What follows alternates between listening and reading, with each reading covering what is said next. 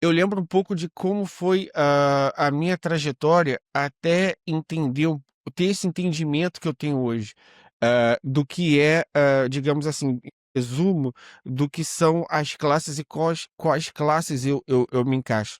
E por que que eu trago isso? Eu cresci numa favela no Brasil, e eu, quando eu estava na favela e fui galgando ali minha adolescência, quando eu estava na escola, primeiro, assim, e tive um primeiro contato já no ensino médio, com os professores já de história e geografia explicando algumas cenas.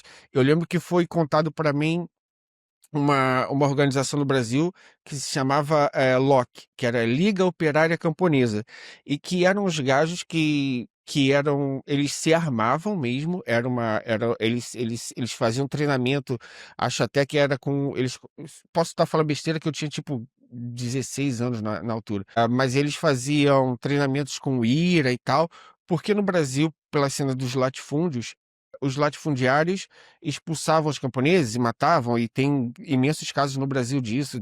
Teve um caso no Acre, e agora eu esqueci o nome dele, que mataram porque ele estava também a organizar o sindicato. Teve uma freira americana que morreu também no Brasil, que foi assassinada porque ela também estava a organizar as pessoas contra as injustiças dos latifundiários, né? Não era contra os latifundiários, também é um problema, mas na verdade era contra a ilegalidade dos latifundiários. Então tem diversos casos. Na altura, eu fiquei tipo assim, eu senti uma cena do tipo, aquela cena jovem de tipo assim, é isso, tem que ir pra cima, etc. Quando eu fiquei mais velho, foi alguns anos depois, sei lá, talvez 4, 5 anos depois, eu me tornei o que a gente chama no Brasil de liberbobo. Não sei se aqui em Portugal tem alguma cena dessa, mas eu comecei a botar problema no Estado, tem que privatizar, eu virei esse gajo, Sim. tá vendo? Instituto Tiveste a tua era Mises, Paulo não, tem que Cogos, ser basicamente. Mises, é isso, é isso. Não, não fui tanto. Eu sei quem é, mas Sim, não sim, fui. sim. Eu não Opa, não, quero. eu gosto. Ontem eu assisti um Reels dele que ele aceitou que pudesse na padaria ter mísseis e é fixe. Eu, Sim, eu sim, sim, gosto ele sim, muito sim, fixe, sim, sim. mas eu não cheguei a Eu tanto acho muito assim. engraçado. Eu rio Isso muito aí. com o Paulo Cogos, acho muito engraçado. Sou o nosso paladino dos anarcocapitalistas. É E verdade. aí foi todo um processo. Quando, através de trabalhos como o seu, eu comecei a consumir, eu sempre tive o hábito de consumir o contraditório. Isso sempre eu fiz na minha vida.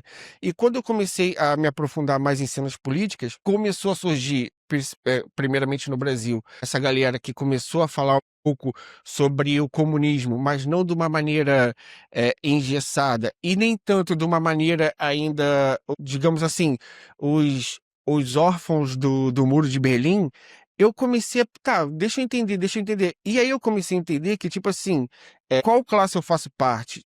Não é porque eu tenho uma venda que eu vendo hambúrguer, eu sou um burguês, não é? E aí você começa a entender de que classe faz parte. E isso foi tudo um processo. E eu queria entender, do Miguel um pouco de que tipo de resistência você vê hoje em dia no cenário português. Porque eu olho para Portugal nesse momento com um olhar de estrangeiro, que não conhece Portugal a fundo, mas de alguém que assim, eu no meu trabalho, quando estavam a falar sobre reduzir a jornada para, acho que era para 40 horas, alguma coisa assim, diminuir 5 horas semanais, diminuir 4 horas semanais.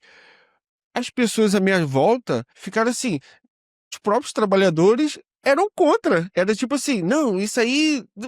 Então, eu queria E entender um hoje pouco tens do muitos Miguel se trabalhadores que faz são. sentido isso que eu falei e se você pudesse Faz trazer todo um pouco sentido. do que você enxerga em Portugal. Eu acho muito interessante que no Brasil, por exemplo, só para complementar o que estavas a dizer, há hoje em dia muito trabalhador que é contra o fim da escala 6 por um, por exemplo, que é atualmente um dos temas fraturantes no Brasil, não é?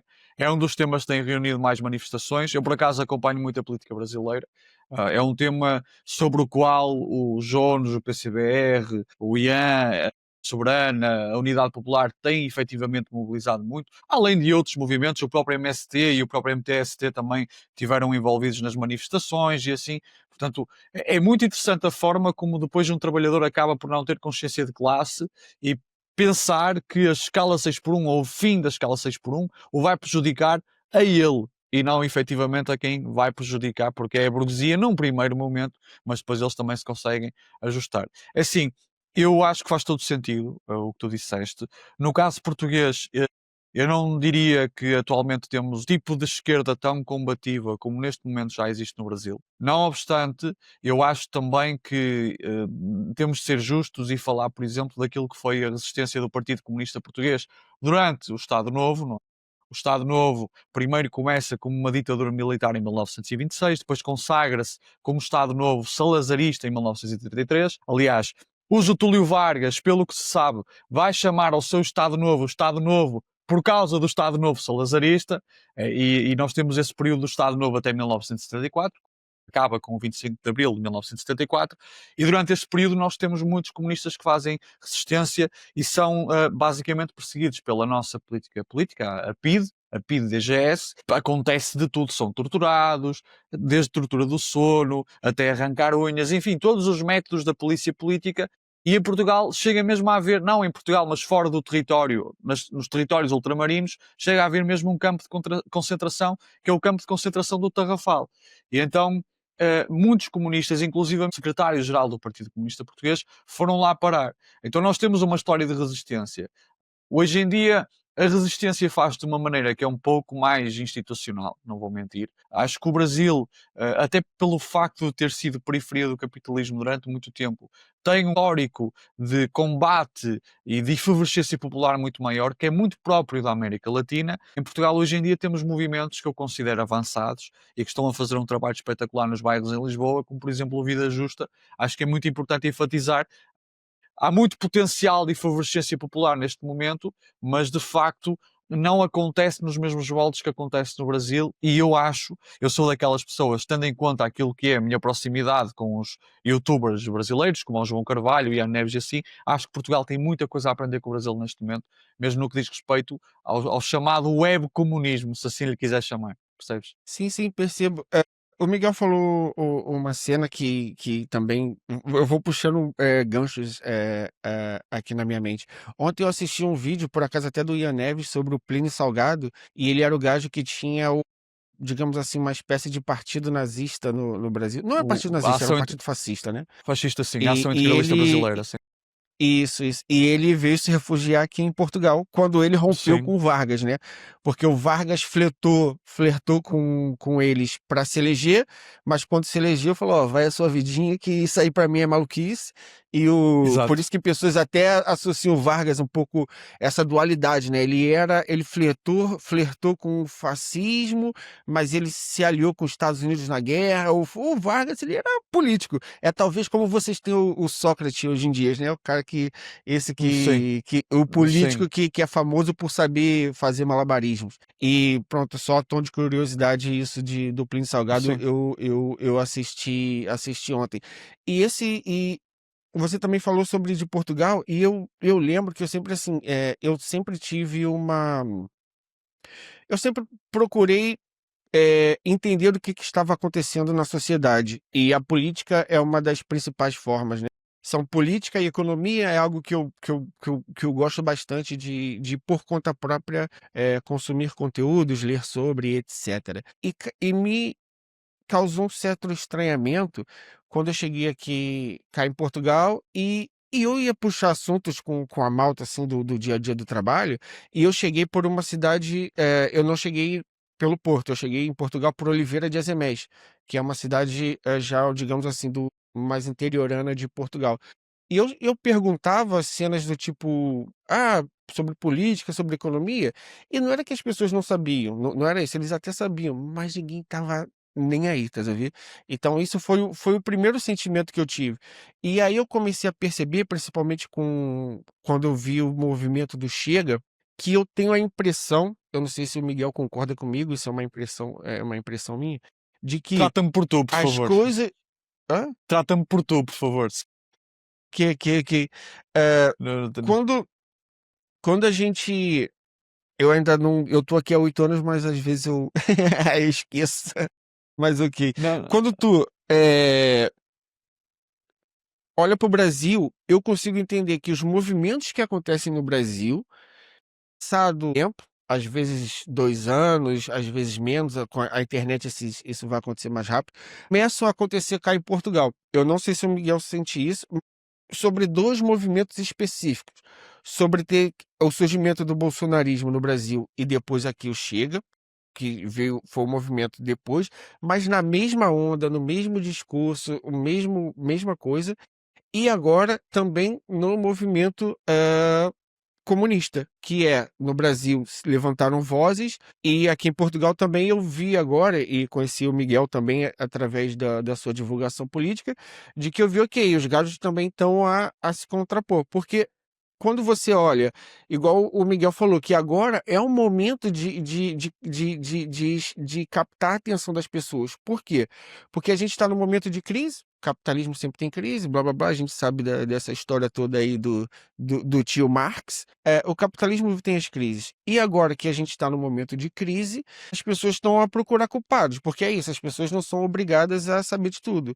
E o que é apresentado para elas, o culpado, vão se arrumar um bode expiatório. No caso do Brasil foi o PT, no caso do Brasil foi a Dilma e etc. E aqui em Portugal são os imigrantes, no caso, nesse momento, que estão a fazer isso.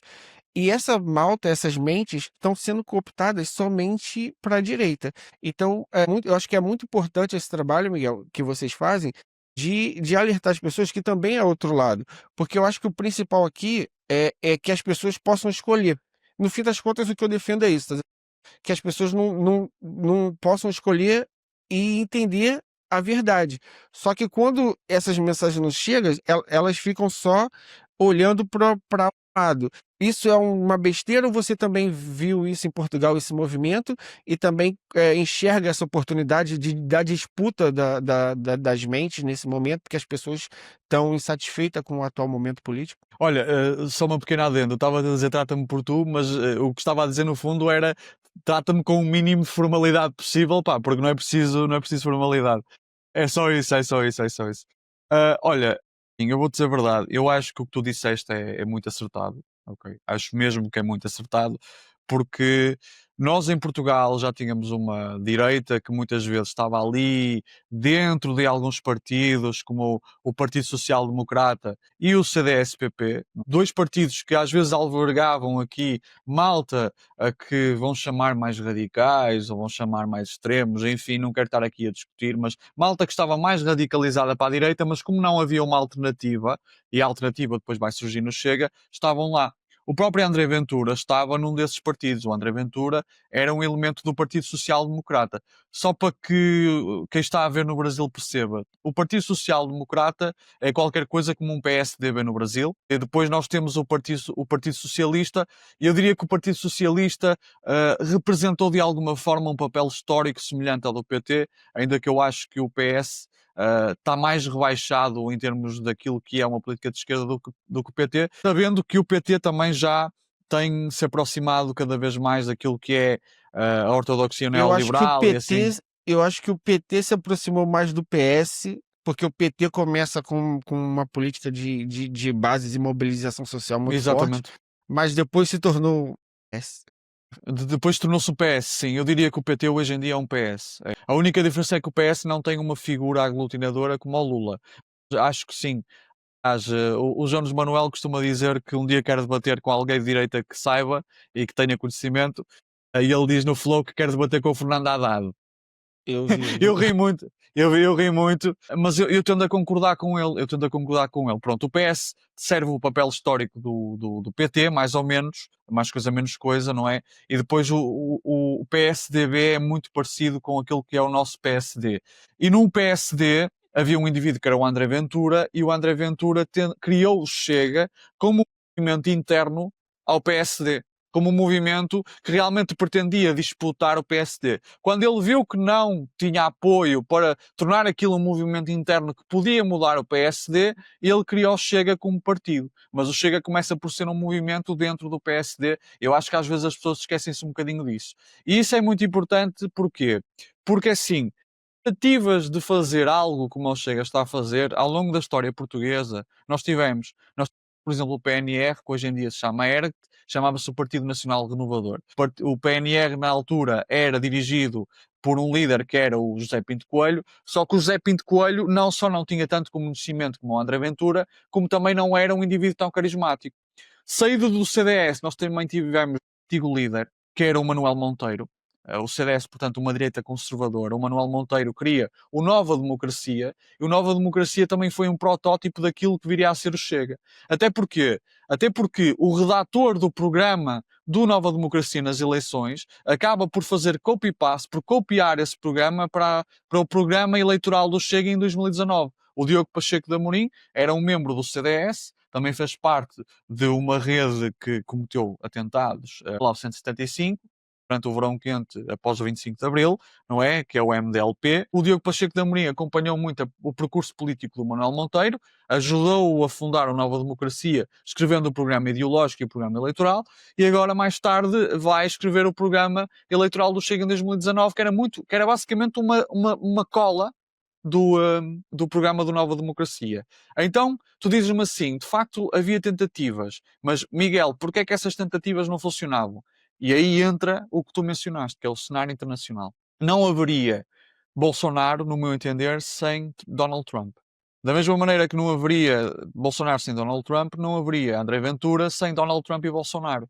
Ou seja, o que é que o Donald Trump fez? O Donald Trump começa a criar aqui um clima de normalização de certos temas que eram tabus.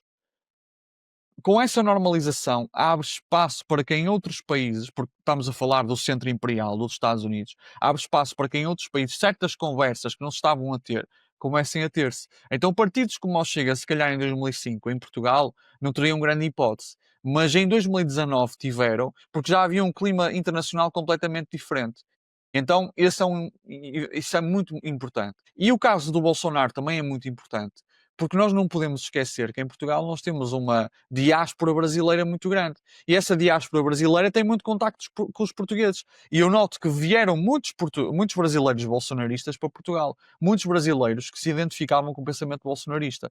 E depois mais as igrejas evangélicas que também existem em Portugal, por exemplo, a Igreja Universal do Reino de Deus é muito presente em Portugal. Isso também ajudou a criar aqui um caldo para que realmente pudesse haver um crescimento do Chega. E, aliás, hoje sabemos que há a ligação do Chega com essas igrejas evangélicas e assim. E atenção, nada contra a fé das pessoas, nada contra a fé das pessoas. Eu próprio, durante 19 anos da minha vida, fui testemunha de Jeová. Eu li a Bíblia de trás para a frente, de frente para trás, mas eu acho que quando essas igrejas acabam por ter aqui um papel de politização e de radicalização das pessoas para a direita e para a sua vertente mais extrema, ou para as suas vertentes mais radicais, como quiser chamar, depois podemos falar sobre essa diferença, acho que se torna um problema. E isso aconteceu. Então eu acho que sim, Portugal teve momento que realmente nós criámos o nosso Bolsonaro português, que é André Ventura, ainda que eu acho o André Ventura mais perigoso que o Bolsonaro, porque o Bolsonaro, na minha opinião, um,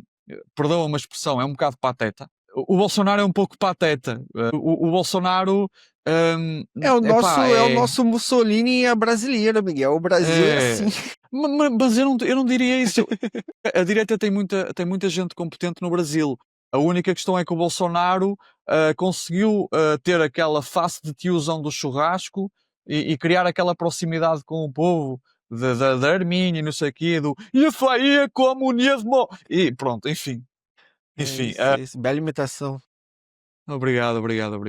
E então é isso, acho que o Bolsonaro é o Ventura brasileiro, é da mesma maneira que o Ventura é o Bolsonaro português. A única questão é que o André Ventura, eu sinto que ele é muito mais consciente do que está a fazer, ao passo que o Bolsonaro era boneco daquilo que era a burguesia que estava a apostar nele, e também do setor militar, etc, etc. O André Ventura também o é, mas de uma maneira mais consciente, é por isso que eu acho mais perigoso até do que o próprio Bolsonaro. Sim, sim, e faz total sentido. O Bolsonaro, por acaso, eu até também assisti uma cena que mencionou ele ontem. O Bolsonaro, na verdade, ele era um gajo que desde a década de 90 ele estava nessa posição. Então, assim, não foi o Bolsonaro que andou maliciosamente para ocupar esse espaço. Ele estava lá.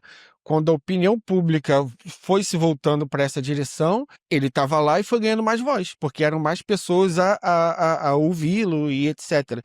Então ele tem essa e ele mas o Bolsonaro é isso, ele na verdade, o que ele pensa, assim, acho que é mais nele próprio, ele não tem um projeto de poder, ele pensa nele e na família dele. Obviamente que eu acho que a questão dele de presidente, etcétera, é muito mais um status do que um plano de poder a longo prazo ou da criação de um novo sistema político, coisas nesse sentido.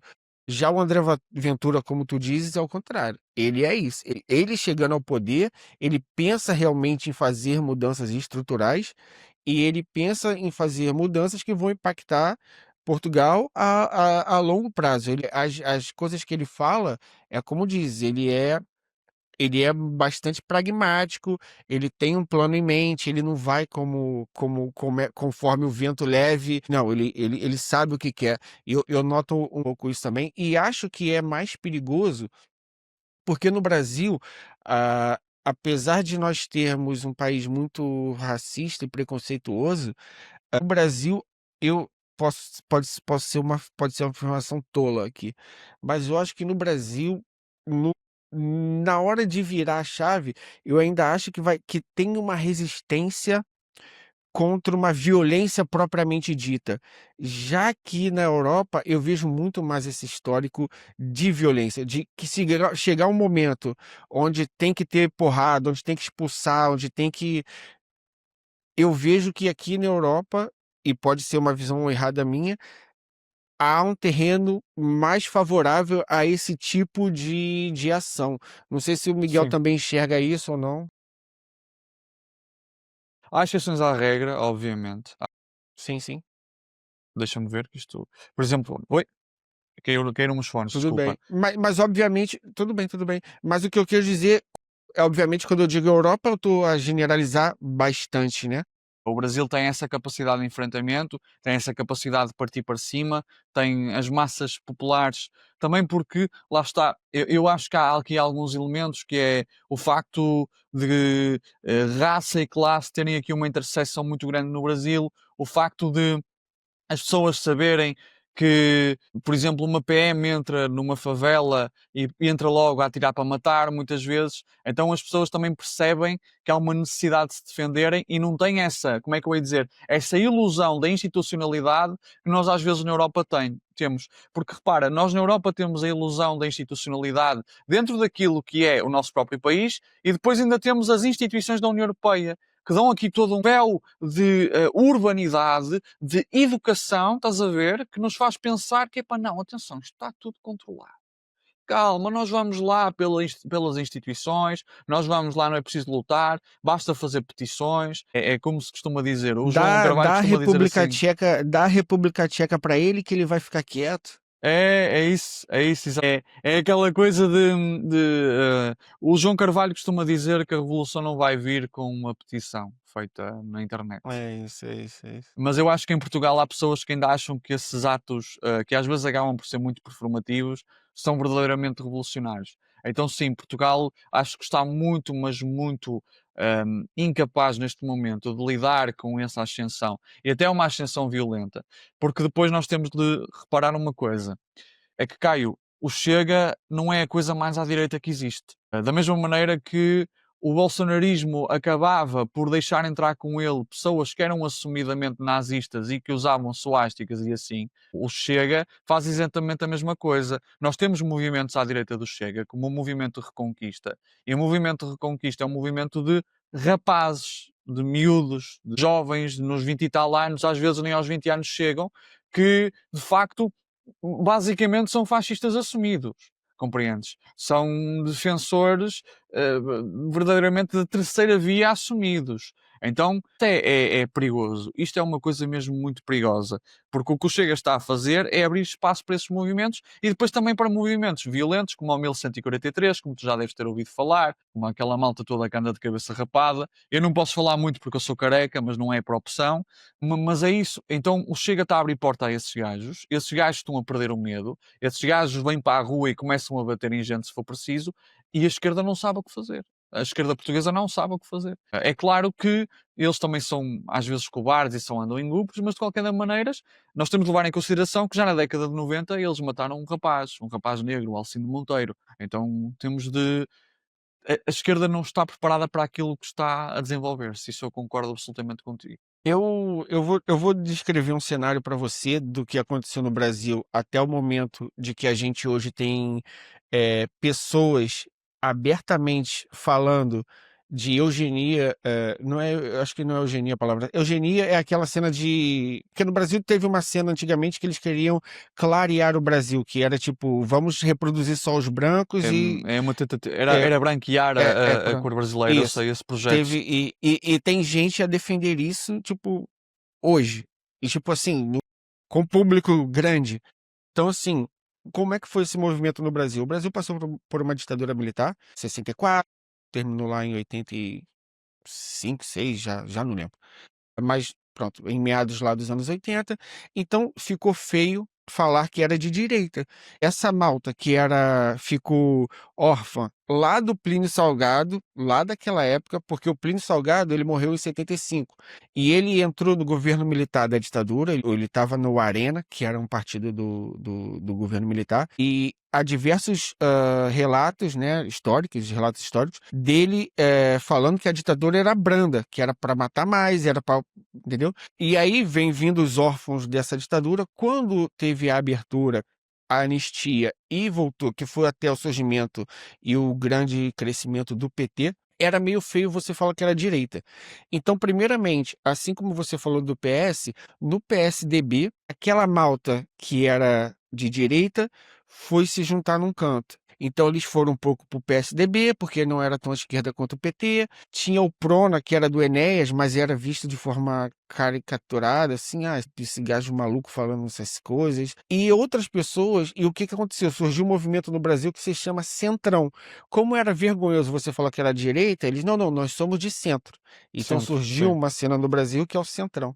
Anos 90, anos 2000, vem vindo, etc. Cada vez mais por conta dos discursos e da normalização e do tempo a passar, essa malta que se abrigou debaixo de outros guarda-chuvas por conveniência ou por vergonha, passaram a colocar as patinhas de fora, a aumentar o discurso, a puxar o limite do discurso para ver até onde ia e etc. E hoje nós temos, por exemplo, esse resumidamente bastante aí 30 anos. Hoje nós temos 30 não, 40 anos. Nós temos no Brasil, acho que hoje abertamente diz, e tem público e tem seguidores que tem que reproduzir em brancos, que não sei o quê, que o branco é raça superior, questão de arianismo, discurso aberto, sem nenhum tipo de punição, e eu não digo nem a punição, porque a justiça é um pouco lenta, provavelmente ele vai responder. Isso eu não tenho dúvida, porque a gente sabe que vai. Só que isso para mim o que me preocupa é, eles falar isso abertamente sem nenhum problema, e mais que isso tem gente a ouvir e a seguir esse discurso. É aqui que é a ferida, tá sabendo? Porque se é um gajo maluco falando numa esquina, no pior Exato, das um doidinho de hipóteses, bairro. esse ser aí, ele vai ser um pouco falando pra ninguém. Mas não, É, tem gente a seguir, a ouvir e a pôr em prática esse discurso. Essa leitura que eu fiz resumida é um pouco do movimento que eu vi acontecer no Brasil. Você acha que esse movimento também que você falou do Chega e desses outros, dessas outras, eu não sei se são partidos ou são grupos, que agora estão começando a sair debaixo do guarda-chuvas de outras coisas. Você acha que é também um movimento que está acontecendo em Portugal? sim, sem dúvida, sem dúvida. Isso acontece sempre, isso acontece sempre. Sempre que há aqui uma avalanche destes partidos, que se vão chamar os partidos populistas, eu chamo-lhes partidos populistas reacionários, o que é facto é que depois movimentos que estão ali nas margens, não é, nas franjas, muitas vezes constituídos pelos chamados doidinhos de bairro, como tu mencionaste, acabam por também vir à luz. Porque lá está, eu não gosto muito de usar este conceito porque acho que às vezes ele é usado de uma forma um pouco inadequada. A chamada janela de Overton, não é? A janela está-se a mover cada vez mais para a direita. E a partir do momento que se move cada vez mais para a direita, isso significa que o que está nas margens aproxima-se cada vez mais do centro. Então o discurso que há 10 anos era completamente repulsivo, que é esse discurso da Reconquista, do 1143, hoje em dia torna-se um discurso, epá, olha, é mau, mas a esquerda também fala em socializar os meios de produção, como se fosse a mesma coisa.